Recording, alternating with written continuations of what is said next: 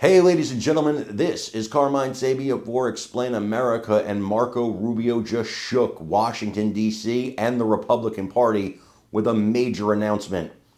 Before we get started, please make sure you like, comment, share, and subscribe. Those little things really help us out, and they help our channel continue to grow. A lot of speculation, obviously, is going on. We call it palace intrigue. Going on about the 2028 presidential election. President Donald Trump cannot run again for president. Even though it's non-consecutive, this is his second term. And a president, according to the law, can only serve 2 terms. Therefore, a lot of people have wondered, is there going to be a showdown between Marco Rubio, who has really just excelled in the role of Secretary of State and become one of the highlights of this administration, a true MAGA supporter to the core, and Vice President J.D. Vance, another highlight of this administration, another great patriot, another great MAGA warrior. Who would the Republicans pick if it comes down to a showdown between these two men? Well, now we know.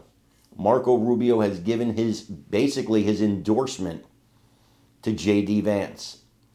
And he made clear in this interview, basically the only way he would run for president in 2028 was if J.D. Vance did not.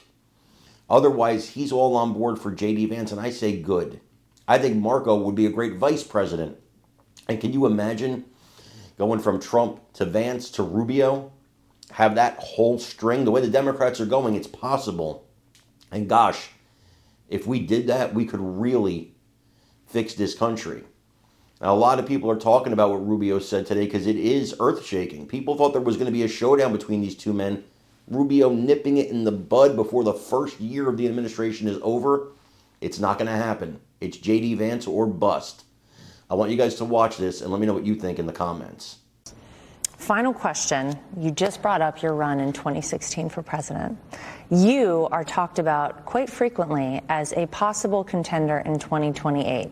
Do you have your sights set outside of the State Department? Well, I think J.D. Vance would be a great nominee, and if I think if he decides he wants to do that, and so I think he's doing a great job as vice president. He's a close friend, and I hope he intends to do it. I know it's kind of early, but being in the role that I'm in here at the Secretary of State, I really don't play in politics. There's actually rules against me being involved in domestic politics, and I want to do this job as long as the president allows me to do it, and stay in that job, which would keep me here all the way through, January of 2028.